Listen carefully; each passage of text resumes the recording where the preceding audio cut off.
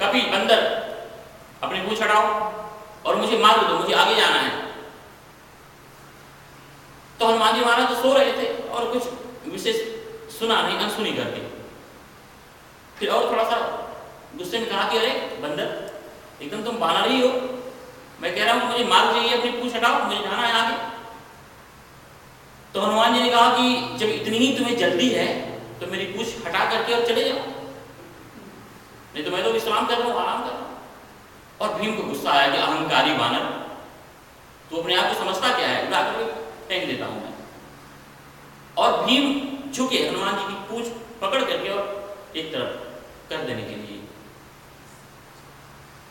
पसीने से लथपथ हो गए, उनकी पूंछ को हिला भी नहीं पाए। तब उनको लगा कि सामान्य कोई बंदर नहीं है। बंदर भी कई बार ऐसे सामान्य बड़े बलवान होते हैं। एक बार हम चित्रकूट में आप लोग गए होंगे तो वहां एक कामतगिरी है, तो हम उसकी परिक्रमा कर रहे थे और बहुत ही साधु जीवन में ऐसे अकिंचन थे हम। तो मूली, 2 मूली हमने ली, मूली आती है ना जो खाने की, तो एक मूली हम हाथ में से पकड़े हुए थे और एक मूली खा रहे थे और मस्ती से ऐसे चले जा रहे थे। तब तक अचानक वो झाड़ियों में से एक ऐसा बंदर निकला, एकदम आदमी की तरह लंबा चौड़ा और तंदुरुस्त, और ऐसे निर्भीकता पूर्वक मेरे सामने आकर ऐसे खड़ा हो गया। और उसने एक हाथ से मेरी ऐसी कड़ाई पकड़ी मजबूती के साथ, और इतनी मजबूती से पकड़ी कि मैं छुड़ा नहीं सकता था, और दूसरे हाथ से ऐसे मेरी जो मूली मैंने पकड़ रखी थी ऐसे इजीली ले लिया, जैसे कि वो मूली मैं उसके बाप की दुकान में से लेके आ रहा हूँ, ऐसे ले करके और मेरी तरफ इस तरह से देखा कि मुझे खाने को नहीं मिल रहा और तू एक खा रहा है और एक हाथ में लेके चल रहा है, और चला गया और ऐसे तत्क्षण निकल गया। बाप रे बाप। तो मतलब कि ऐसे, तो भीम को भी लगा कि ऐसे ही कोई बंदर है, लेकिन जब देखा कि वो ये कोई सामान्य बंदर नहीं है, तो भीम ने कहा कि महाराज अपना परिचय दो, आप कौन हो? हनुमान जी ने कहा कि भीम मैं हनुमान हूं। फिर तो भीम ने अपनी की हुई त्रुटियों के लिए क्षमा मांगी और कहा कि महादेव, बहुत बड़ा युद्ध होने जा रहा है महाभारत का, और मैंने सुना है कि आपकी तरह महान कोई योद्धा दुनिया में हुआ नहीं, तो हम चाहते हैं कि आप इस युद्ध में भाग लीजिए, सम्मिलित होइए, क्योंकि इतनी ढेर सारी सेनाएं, पूरे भारत आर्यावर्त के राजा इसमें सम्मिलित हो रहे हैं और इतनी अक्षौहिणी सेनाएं इसमें उपस्थित हो रही हैं, तो आप कृपया इसमें जरूर भाग लीजिए। तो हनुमान जी ने कहा कि देखो भीम, अब मुझे कोई इच्छा नहीं है कोई युद्ध करने की, क्योंकि मैंने ऐसे ऐसे युद्ध लड़े हैं। फिर हनुमान जी ने कहा कि तुम्हारी दोनों पक्ष की सेनाओं के योद्धा जितने सैनिक हैं सब मिलाकर के जितने होते हैं ना, मैंने ऐसा लंका का युद्ध लड़ा है कि उसमें रावण की सेना में केवल इतने लोग तो बाजा बजाने वाले थे, लड़ने वाले की बात तो छोड़ो, तो ऐसे ऐसे महायुद्धों में मैंने भाग लिया है। तो क्या अद्भुत रणांगण लंका का रहा होगा, चारों तरफ बस लाखों करोड़ों हाथी और घोड़ों की चिखाड़ और हिनहिनाहट और मारो मारो की शब्द ध्वनि से पूरा का पूरा वायुमंडल गूंज रहा होगा। और जब सारे के सारे रावण के योद्धा समाप्त हो गए, फिर भी देखो रावण तो अहंकार का प्रतीक है ना, उसने सरेंडर नहीं किया, कहा कि अंत तक सरेंडर नहीं करूंगा, क्योंकि अगर वो नारायण ही है तो उनके हाथों से मर करके हम मुक्ति प्राप्त करेंगे, क्यों सरेंडर करेंगे। और फिर वो जो है वो युद्ध के लिए आया। भगवान राम और रावण की पहली मुलाकात। रावण जो है सुसज्जित होकर के सोने के रथ पर बैठ करके और सीधे जवाहरात से जड़ित मुकुट के द्वारा पूरे दिशाओं को आलोकित करता हुआ और चला आ रहा है। इतने बढ़िया उसके ट्रेंड घोड़े, उसका सारथी और सारे के सारे लेटेस्ट अस्त्र शस्त्र से सुसज्जित होकर के ललकारता हुआ। और भगवान राम के पास वही उनका कोदंड, कठिन चढ़ाई सर जट जूट बादत क्यों, भगवान भी आए। लक्ष्मण, सुग्रीव, विभीषण, हनुमान, सारे के सारे लोग भगवान के चारों तरफ। और रावण का क्या ऐश्वर्य था, रावण की तरह ऐश्वर्यवान व्यक्ति न तो कोई हुआ और न तो कोई संभव है, ऐसा ऐश्वर्यवान रावण। तो गोस्वामी जी लिखते हैं कि रावण रथी, रावण जो है वो फुट ऊंचे रथ पर सवार था और विरथ रघुवीरा, भगवान राम जो थे वो ऐसे ही बस जमीन पर खड़े थे। ये दृश्य देख करके देख विभीषण भय अधीरा, विभीषण अधीर हो गए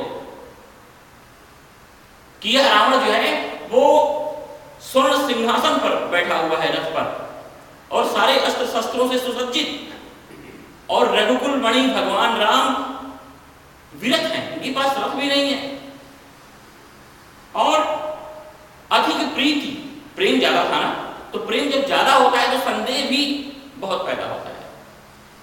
अधिक प्रीति मन भा संदेह, प्रेम की वजह से इतने संदेह विभीषण के मन में प्रकट होने लगे।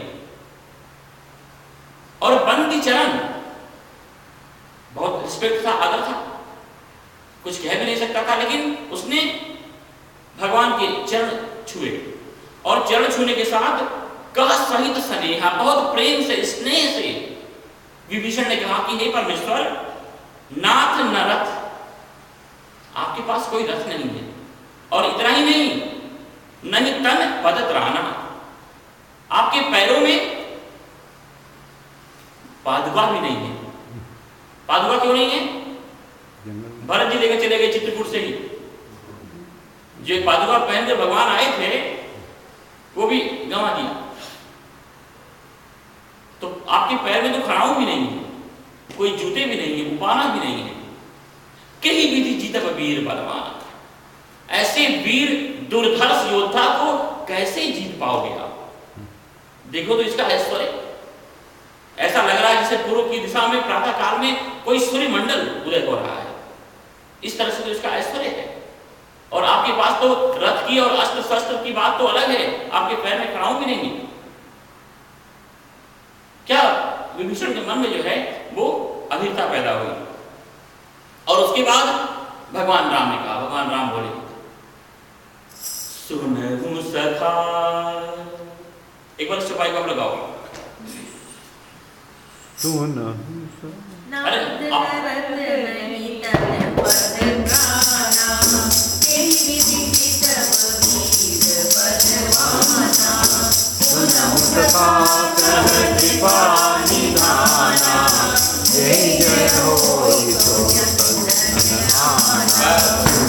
भगवान राम ने कहा, हे मित्रवर, सुनहु सखा कह कृपा निधाना। भगवान राम ने कहा कि हे विभीषण सुन, जेहि जय हो ही सो चंदन आना।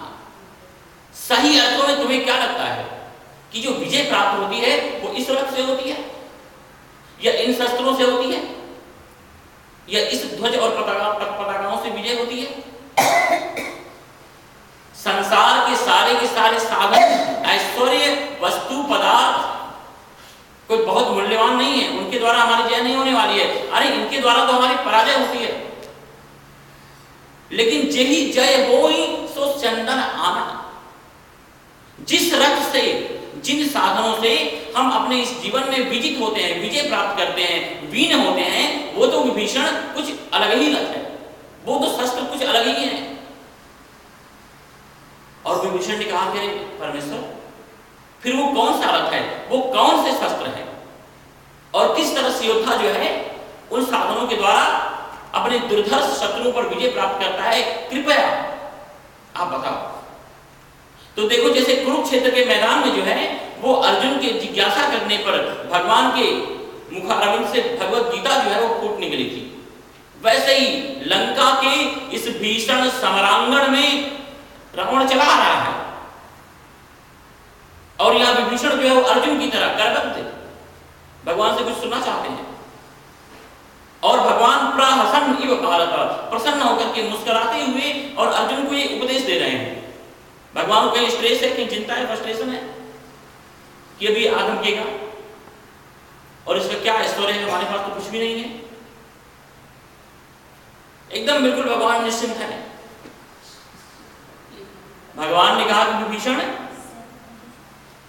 वह है धर्म का रथ, और वो जो धर्म का रथ होता है वो कैसा होता है?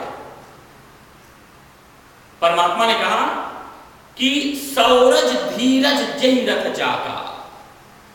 शौर्य,